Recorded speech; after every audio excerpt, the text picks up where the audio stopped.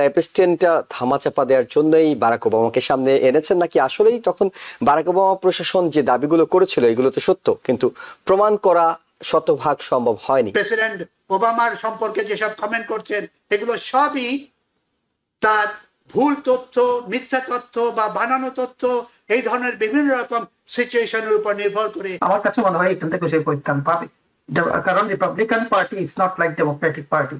তাদের সেনেট বলেন, তাদের হাউসের মেম্বার বলেন, they really behind the leaders. প্রত্যেক রিপাবলিকান এফেক্টেড হবে এই সিদ্ধান্তের উপরে, কারণ মিড টার্ম ইলেকশন আসছে 1-1.5 বছরের মধ্যে।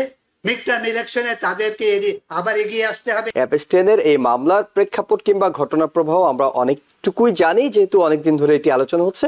আমি আপনার কাছে যেটি জানতে চাই, অন্যান্য বিষয়গুলোতেও শুধুমাত্র ডেমোক্রেটরা হয়তো প্রেসিডেন্টের বিরোধিতা করত, এখানে মাগা রিপাবলিকানরা তারা বলছে এটি প্রকাশ করা হোক, এবং শেষ পর্যন্ত এটি হয়তো প্রকাশ করতে হতে পারে যদি ঘর সামাল দিতে হয়।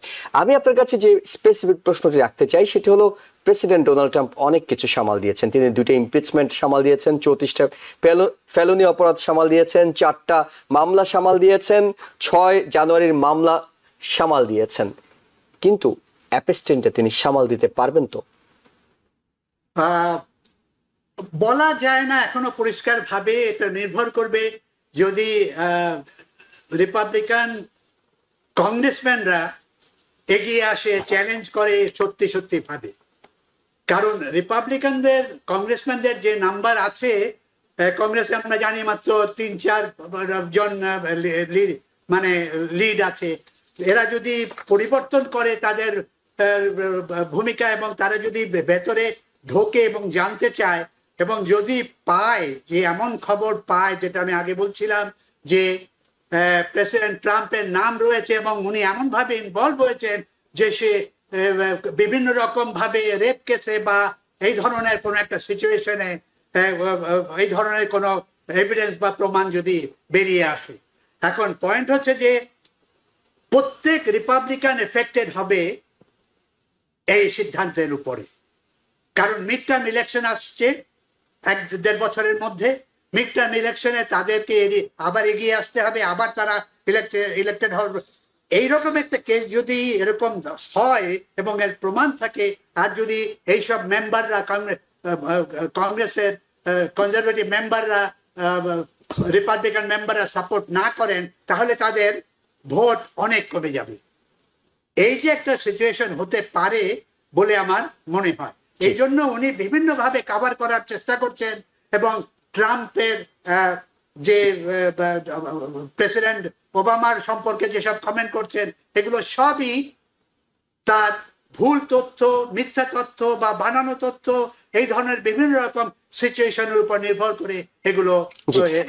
এখানে আমি প্রফেসর ডক্টর গোলাম মাতবরের মন্তব্যটাও শুনতে চাই। সেটা হলো যে বারাক ওবামার পক্ষ থেকে তার মুখপাত্র বলছেন যে এগুলো ভুল তথ্য, মিথ্যে তথ্য, এবং আপনি কি তাই মনে করেন যে আসলে এপস্টেনটা ধামাচাপা দেওয়ার জন্যই বারাক ওবামাকে সামনে এনেছেন, নাকি আসলেই তখন বারাক ওবামা প্রশাসন যে দাবিগুলো করেছিল এগুলো তো সত্য, কিন্তু প্রমাণ করা শতভাগ সম্ভব হয়নি?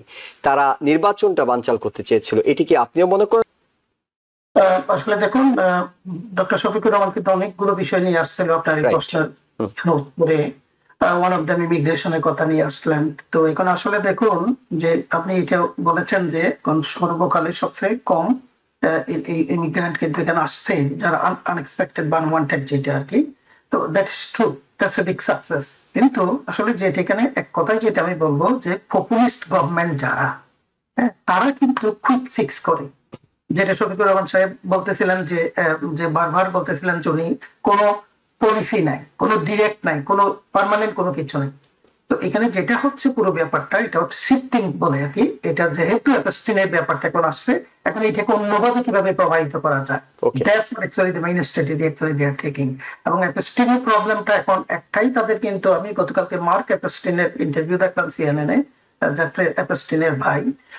এখানে কিন্তু একজন, কিন্তু ওই যে গার্লফ্রেন্ড যেটা বললো সেটা এখনো জেলে আছেন। এখন একমাত্র বলতে গেলে উইটনেস হচ্ছে মেজর উইটনেস। এখানে হয়তো এখন তারা ট্রাই করতে পারে তাকে দিয়ে, সে তো লাইফ লং প্রিজনের জন্য, তাকে দিয়ে হয়তো কিছুটা অন্যভাবে হয়তো তার ইন্টারভিউ নিয়ে তার হয়তো ভার্ডিক্টটা নিয়ে এখানে একটা কিন্তু বিরাট টেকনিক কিন্তু তারা নিতে পারে। So that is one thing actually. So এটা আমি বলবো পুরো যে যেহেতু এখন তাদের ওই ধরনের কোনো এক্সাইটিং কোনো ইনফরমেশন নাই বর্তমানে 6 মাসের গভর্নমেন্টের আগে, so this is what they are doing. এবং যেহেতু অ্যাপেস্টিনের, এবং আমিও ডক্টর শফিকুরের সাথে এগ্রি করি 2026 ইলেকশনে this going to effect the people. তবে আমার মনে হয় আপনার প্রশ্ন ছিল এখান থেকে সেই পরিত্রাণ পাবে কিনা, আমার কাছে মনে হয় এখান থেকে সেই পরিত্রাণ পাবে। কারণ Republican party is not like Democratic party. তাদের সেনেট বলেন, তাদের হাউজের মেম্বার বলেন, they're really behind the leaders, no matter actually। আপনি দেখুন জানুয়ারি 6 এর ঘটনা কোথায় গেল, কিছুই তো করা গেল না। সো আর যে বারাক ওবামাকে বলছে যে ট্রেজন দেশদ্রোহিতার তার এগেনস্টে আনছে বা তার মিথ্যার কথা বলছে, তারা চেষ্টা করেছিল ডিওজে কে ইনফ্লুয়েন্স করে বিভিন্ন যে প্রতিষ্ঠানগুলো আছে ডিওজের, সিআই থেকে বেথিক আরম্ভ করে সবগুলোকে বলতেছে যে এরা তা ইউজ করেছেন।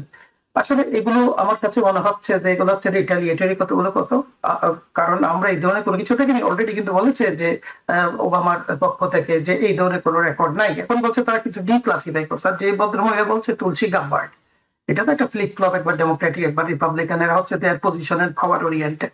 এখন সেই কিন্তু এগুলো নিয়ে আসছে। তো এখন এগুলো আমার কাছে মনে হচ্ছে না this is going to go anywhere, rather they actually wasting the professional time. New York থেকে সম্প্রচারিত TVN 24 টেলিভিশন বিশ্বজুড়ে বাঙালির কণ্ঠস্বর।